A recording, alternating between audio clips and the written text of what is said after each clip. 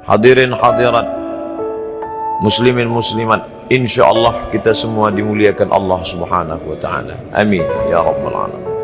Tajuk kita malam ini, orang yang paling bahagia. Apa sebenarnya bahagia itu? Bahasa Arab, orang yang bahagia disebut dengan sa'id. Perempuannya sa'idah. Membezakan lelaki dengan perempuan cukup dengan menambahkan ta marbutah di ujung. Muslim, muslimah. Mukmin, mukminah. Sa'id, sa'idah. Musib, musibah. Banyak juga yang cemburu sebab kata dia perempuan itu musibah, padahal itu secara bahasa saja. Musibah artinya terkena sesuatu. Alladzina idza asabatuhum musibah. Lelaki musibah. Orang putih pula menyebut happy, bahagia. Apa sebenarnya hakikat bahagia itu? Ada seorang kaya, hartanya banyak, dia naik kereta yang besar, megah dan mewah. Dalam perjalanan dia tengok ke sebelah kanan ada tanaman padi sawah yang menghijau. Lalu dia pandang ada budak-budak kecil membawakan makanan beserta ibunya menuju pondok di tengah sawah. Suami sudah menunggu makanan siang tiba. Apa kata orang kaya dalam kereta? Oh, bahagianya petani. Di tengah perutnya lapar, istri dan anaknya datang. Makanan tiba pada waktunya. Air minum dapat menghilang dahaga. Lapar hilang, rindu pun sirna, karena istri dan anak ada di sekitar dia. Bahagianya menjadi petani, kata orang kaya dalam kereta. Masa orang kaya berpikir bahwa dia tidak bahagia? Si petani yang bersama anak di pondok tua itu pula memandang orang kaya di atas kereta. Apa kata dia? Betapa bahagianya orang kaya naik kereta, sedangkan aku hanya duduk di pondok yang tua. Maka pada hakikatnya manusia ini dua-duanya tak bahagia. Lalu sebenarnya bahagia itu di mana? Ada seorang anak yang sedang belajar di college, university. Maka dia berkata, alangkah bahagianya kalau saya dapat BA. Selepas dia dapat ijazah BA, lalu dia berkata, aku tak bahagia. Alangkah indahnya bila dapat master. Manakala dia dapat master, dia berkata, oh, betapa bahagianya kalau dapat PhD. Selepas PhD dia berkata, susahnya PhD, belum juga dapat kerja. Selepas dapat kerja dia berkata, alangkah bahagianya kalau menikah. Selepas menikah dia berkata, aku tak bahagia sebab orang selalu tanya, dah punya anak apa belum? Selepas punya anak, dia pula berpikir untuk menikah sekali lagi. Jadi sebenarnya bahagia itu punya siapa? Oleh sebab itu bila kita baca kitab-kitab, maka makna sa'adah, kebahagiaan, orang yang bahagia sa'id, bahagia adalah insyirahus sadr, ketika hati terasa lapang apapun yang datang. Kalaulah pelajar yang mendapatkan BA itu hatinya lapang, tentu dia bahagia. Kalaulah petani yang berada di tempat rumah tua itu hatinya lapang, tentulah dia bahagia. Kalaulah orang kaya dengan kereta yang besar itu hatinya lapang, tentulah dia bahagia. Itulah mengapa Musa alaihissalam di tengah kesusahan hatinya akan melawan ayah angkat bernama Fir'aun. Dia minta hati yang lapang. Kita semua baca doa itu, Rabbi syrahli, lapangkan dadaku. Itulah mengapa kakinya pecah berdarah, giginya patah, pelipisnya pecah meneteskan darah, tapi dia tersenyum bahagia kerana hatinya lapang. Allah sudah lapangkan hatinya. Apa kata Allah untuk dia? Alam nasrah laka sadra. Itu beza Muhammad dengan Musa. Musa meminta, Rabbi syrah li sadri wa yassir li amri wahlul 'uqdatam min lisani yafqahu qawli. Sedang Muhammad tidak meminta. belum meminta, Allah dah bagi pada dia. Apa kata Allah? Alam nashrah laka sadrak wa wada'na anka wizrak alladhi anqadha dhahrak wa rafa'na laka dhikrak. Bila kau dalam keadaan susah, dua kali Allah ulang, fa inna ma'al usri yusra, inna ma'al usri yusra. Hati lapang itulah yang membuat Haji Abdul Malik Karim Amrullah Buya Hamka tersenyum di dalam penjara. Penanya berjalan perlahan tapi pasti, maka keluarlah tafsir Al-Azhar. Hati yang lapang itu juga membuat Said Qutb tersenyum menghadapi tiang gantungan, walaupun dipenjara oleh Gamal Abdul Nasir, tapi sebelum kematiannya sempat pula menulis tafsir Fi Zilalil Quran, di bawah naungan bayang-bayang Al-Quran. Apa kata Said Qutb dalam muqaddimahnya? Al-hayatu fi zilalil Quran ni'mah. Hidup di bawah naungan bayang-bayang Al-Quran itu nikmat. La ya'rifuha illa man zaqaha. Tidak ada yang boleh mengetahuinya kecuali orang yang pernah merasakannya. Maka bahagia adalah ketika hati terasa lapang. Bila kita nampak raut wajah orang yang tenang cerah, maka ketenangan bukan pada wajahnya. Bila nampak orang melangkahkan kaki dengan tenang penuh wibawa, maka ketenangan bukan pada kakinya. Bila tampak ayunan tangannya tak tergesa-gesa, maka bahagia bukan pada tangannya. Di mana letak bahagia itu? Ala fil jasadi mutrah. Ketahuilah dalam jasad ada segumpal, ada sekepal, ada sesuap. Idza salahat salahal jasadu kulluh. Kalau yang segumpal itu baik, maka yang lain ikut menjadi baik. Wa idza fasadat fasadal jasadu kulluh. Kalau yang segumpal itu rusak, maka dia pun ikut menjadi rusak. Yang segumpal itulah yang mengendalikan mata, telinga, tangan, kaki. Yang segumpal itulah tempat rindu, benci, marah, ridha, ikhlas, fasik, hasad, kufur. Di sanalah bersemayam rindu dan benci. Maka jangan terlampau benci. Habib habibaka haunamma. Kalau kau sayang, sayanglah secukupnya sahaja. Karena boleh jadi hari ini kau sayang, besok berubah menjadi kebencian. Kalau kau benci, bencilah secukupnya sahaja. Boleh jadi esok pagi dia menjadi orang yang tersayang. Berapa banyak puan-puan berkata, siapa itu? Itulah orang yang dulu paling aku benci. Tapi hari ini masih ada juga benci, tapi tak banyak. Oleh sebab itu maka dijaga dia. Yauma la yanfa'u malun, hari itu tak ada guna harta, wala banun, tak ada guna anak, illa man atallah, kecuali orang yang datang menghadap Allah biqalbin salim, dengan hati yang salim. Qal, qaf, lam, ba, qallaba, berbolak-balik. Qallaba, tidak selamanya bahagia. Kadang pagi hati tenang, petang datang dia pun susah. Kadang pagi hati lapang, petang tiba dia pun gundah. Maka apa yang dapat menolong? Ala bizikrillah, ketahuilah dengan banyak menyebut mengingat Allah, tatma'innul qulub, maka hati akan menjadi lapang. Qalbul mu'min baina asabi'ir rahman, hati orang beriman berada di antara jari jemari kuasa Rahman. Kalau dia hendak, dia balikkan yang senang menjadi susah. Kalau dia berkehendak yang susah, dia balik menjadi lapang. Berapa banyak orang yang tampaknya mungkin kita kata dia susah, tapi dia masih boleh tersenyum. Sebaliknya orang yang menurut pandangan zahir kita cukup segala, makan, pakai, tapi tampaknya kesenangan tak pernah singgah. Apa sebab?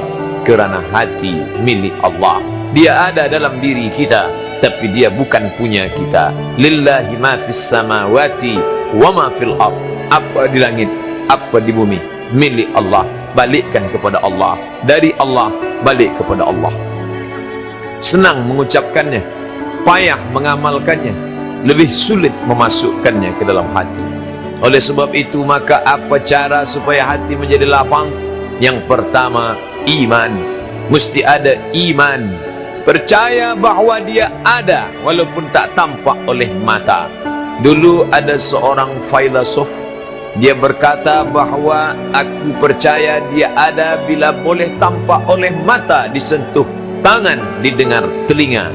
Tapi bila tidak dapat ditengok mata, dipandang mata, didengar telinga, disentuh tangan, maka dia tidak ada.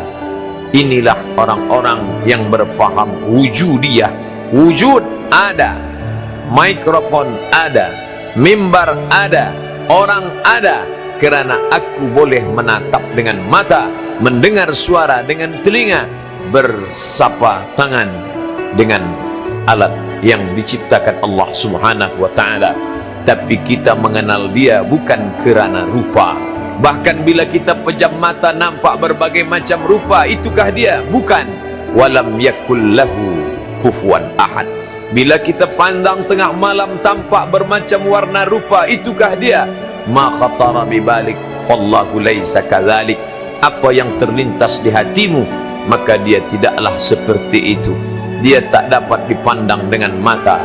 La tudrikuhul absaru, dia tak dapat ditangkap mata. Wa huwa yudrikul absara, dialah yang dapat menatap mata. Jangankan dia, wajah kita pun kita tak boleh melihatnya. Siapa yang boleh melihat wajahnya? Sementara belum dijumpai cermin, belum pandai orang membuat cermin, orang tak tahu bentuk rupa wajahnya bagaimana. Sampai suatu hari dia dalam perjalanan panjang, dia tengok ada pohonan rindang, lalu kemudian dia berteduh di bawah pohon rindang, menghindar dari panas terik matahari. Di bawah pohon rindang ada kolam air, maka saat dia akan mengambil minum dari air kolam, disitulah dia melihat wajahnya. Oh, begitu rupa wajah di dalam air kolam. Itulah asbabun nuzul cermin. Muncul idea untuk membuat cermin, maka di situ orang baru boleh melihat bentuk rupa wajah. Tapi cermin tak jujur, telinga kanan dia kata sebelah kiri. Apa maknanya? Kalau hendak melihat rupa kita sendiri pun kita perlu kepada alat, apalagi untuk melihat Allah. Tafakkaru fi khalqillah, pikirkan makhluk ciptaan Allah, jangan kau pikirkan zat Allah. Fa innakum la tuqaddiruna qadrah, karena kau tak akan pernah sanggup untuk memikirkan Allah. Berpikir tentang ciptaan Allah. Inna fi khalqis samawat, berpikir tentang langit, wal ard, berpikir tentang bumi, waqtilafil laili wan nahar, berpikir tentang siang dan malam. La ayat, itu adalah ayat-ayat, tanda-tanda kebesaran Allah Subhanahu wa ta'ala. Hati akan menjadi tenang kalau ada keyakinan tentang Allah. Tidak ada yang sah solatnya tadi kalau tidak diawali dengan keyakinan tentang adanya Allah. Alladzina yuqimuna shalah, orang yang salat. Wa yu'tuna zakah, orang yang berzakat. Alladzina yuqimuna shalah, orang yang salat. Walladzina yunfiqun, orang yang berinfak. Tapi coba pandang pangkal ayat. Sebelum masuk salat, sebelum masuk zakat, sebelum masuk infak, sedekah, yang pertama kali ditekankan adalah allazina yu'minuna bil ghaib. Surga ghaib, neraka ghaib, kiraman katibin ghaib, raqib atid ghaib, malaikat maut ghaib. Dan dia ghaibul ghuyub, yang maha ghaib di antara yang ghaib. Maka banyak yang tak sabar menyembah dia yang ghaib. Dia ingin berbentuk nyata. Mana dia Tuhan yang nyata itu? Maka dalam perjalanan Musa alaihissalam dari Mesir menuju Palestin, di sana dia berjumpa dengan orang-orang menyembah berhala. Maka saat itu apa kata Bani Israel? Ya Musa, wahai Musa, lan nu'mina laka, kami tak akan beriman kepada engkau hatta narallaha jahrah, sampai kami boleh melihat Tuhan secara nyata. Yang pertama kali meminta Tuhan nyata adalah Bani Israel 1000 tahun lebih kurang sebelum Isa alaihissalam. Sekarang 2017, 3017 tahun lampau agak-agak, walaupun tak seperti itu, mereka sudah meminta Tuhan yang nyata. Oleh sebab itu kita tidak melihatnya nyata, tapi kita merasakan bahwa dia ada. Tak pernah kita melihat angin, tapi kita merasakan bahwa dia ada. Zuq, zauq, lam ya'rif man lam yadhuq. Siapa yang tidak merasakannya, maka dia tidak mengetahuinya. Maka rasakanlah kehadiran Allah di dalam salatmu, dalam munajatmu, dalam puasa sunnatmu. Mengapa kita salat? Untuk merasakan keberadaan Allah. Tuan Imam mengangkat takbiratul ihram, Allahu Akbar. Kiblat mata ke tempat sujud, kiblat dada mengarah ke Baitullah. Tawalli wajhaka syatral masjidil haram. Kiblat hati merasakan kehadiran Allah. Allahu Akbar. Tak ada yang lebih besar daripada engkau. Allahu Akbar kabira, walhamdulillahi katsira, wa subhanallahi bukratan wa asila. Aku tidak menghadapkan wajah kepada orang kaya, aku tidak menghadapkan wajah kepada penguasa. Kemana wajah ini kuhadapkan? Wajjahtu wajhiya lillazi fatara as-samawati wal ard. Kemana aku menghadap? Kepada Dia menciptakan langit beserta isinya. Aku tak ada apa-apanya di hadapan Dia. Kemudian dia baca Bismillahirrahmanirrahim. Aku banyak dosa, banyak silap, banyak salah, tapi Dia maha kasih, maha sayang. Aku datang membawa dosa sebanyak buih di lautan, sebanyak pasir di pantai, tapi aku yakin Dia maha kasih dan sayang. Bismillahirrahmanirrahim. Kalau ada orang memuji kerana aku kaya, kerana aku berkuasa, aku tak layak dipuja-puji. Alhamdulillahi Rabbil Alamin. Masih ada juga ragu dalam hati, apakah Dia mengampunkan aku? Dosaku banyak, apakah Dia mengampunkan aku? Ulang sekali lagi, Ar-Rahmanir-Rahim. Ada yang berkuasa hebat, tapi Dia maha hebat, maha kuasa. Malik Yaumiddin. Kalau sudah merasakan Dia, maka jangan minta kepada yang lain. Jangan minta ke sungai, jangan minta ke pokok kayu, jangan minta kepada jin, jangan minta kepada syaitan. Iyyaka na'budu wa iyyaka nasta'in. Aku selalu ingin Kau bimbing kepada jalan yang benar ya Allah. Ihdinas siratal mustaqim. Jalan yang pernah Kau berikan kepada mereka, minan nabiyyin was-siddiqin was-syuhada was-salihin. Minta jalan yang 4, siratal ladzina an'amta alaihim, tapi bukan jalan yang 2. Berikan aku jalan yang 4, tapi bukan jalan yang 2. Siapa itu jalan yang 2? Ghairil maghdubi alaihim, Yahudi, waladdallin, Nasrani.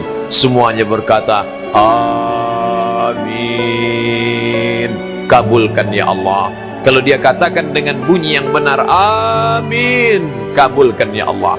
Tapi kalau tak tepat, amin, amankanlah. Amin, percayalah. Amin, jujur. Maka yang tepat adalah amin. Alhamdulillah Ustaz Somad, saya tadi tak salah. Kenapa? Sebab saya diam saja. Maka kita minta kepada Allah Ta'ala supaya Allah perkenankan, amin. Selepas itu faqra'u ma tayassara minal Qur'an. Bacalah apa yang mudah bagimu daripada Al-Quran, supaya turun ketenangan itu ke dalam. Kalau dia sudah tenang, maka kau bahagia. Apapun yang datang, bersimbah darah, kematian, kau tetap bahagia. Kaulah orang paling bahagia, karena bersemayam ketenangan. Huwa dia, huwallazi anzala sakinata, dia yang menurunkan ketenangan. Di mana? Fi qulubil mu'minin. Dia yang menurunkan ketenangan, bukan fi qulubin nas, bukan fi qulubil bashar, bukan fi qulubil alam.